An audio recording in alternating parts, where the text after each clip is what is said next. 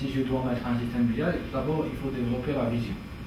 Une vision claire, ça peut être un paragraphe en disant, voilà, par rapport à nous, voilà comment on voit les choses, voilà ce que ça va nous apporter en priorité, en termes de valeur ajoutée par rapport à nous, et voilà comment on voit l'étape de mise en place de notre solution, et voilà ce qu'on a besoin comme fonctionnalité.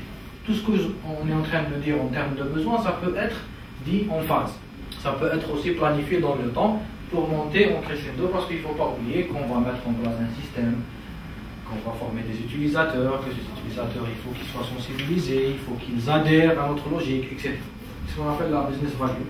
Quelle est la valeur ajoutée pour moi d'un système BI? Qu'est-ce que je vais gagner vraiment? La valeur ajoutée d'un système BI pour placer des airlines n'est pas la même par rapport au ministère de la Défense, et n'est pas la même par rapport à la CSC. Chacun a une problématique particulière, et en priorité, il veut régler cette problématique. Il veut se poser la question sur les process métiers, donc quels sont les processus métiers concernés, et de se poser la question aussi quelles sont les fonctionnalités dont j'ai besoin. Est-ce que j'aurais besoin de data mining? Parce que c'était une question importante. C'est selon les fonctionnalités que je peux déterminer les plateformes et les outils. Selon les fonctionnalités, selon le périmètre, selon les priorités, selon les processus métiers, que je vais déterminer quels sont les outils et les plateformes que je peux avoir. Il faut déterminer aussi, deuxième problème, quels sont les outils et les plateformes dans lesquels je vais m'appuyer. Ici, on parle de deux indicateurs clés. Pour le retour sur investissement, il faut penser toujours par rapport à besoin. Donc, parce qu'on ne va pas acheter qui n'a pas de bazooka, mais c'est très peu de pain. C'est pas.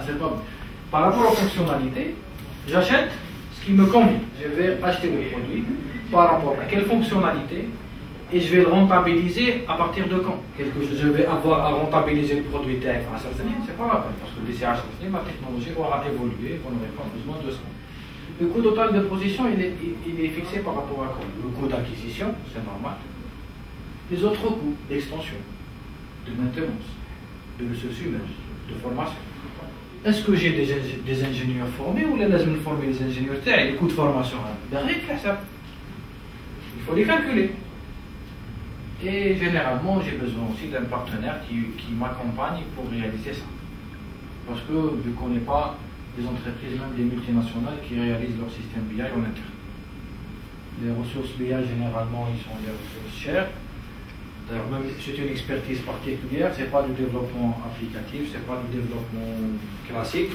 Donc, généralement, on fait recours à des ressources externes pour mettre en place le système BI avec un transfert de compétences après pour pouvoir faire la maintenance et l'administration des systèmes BI.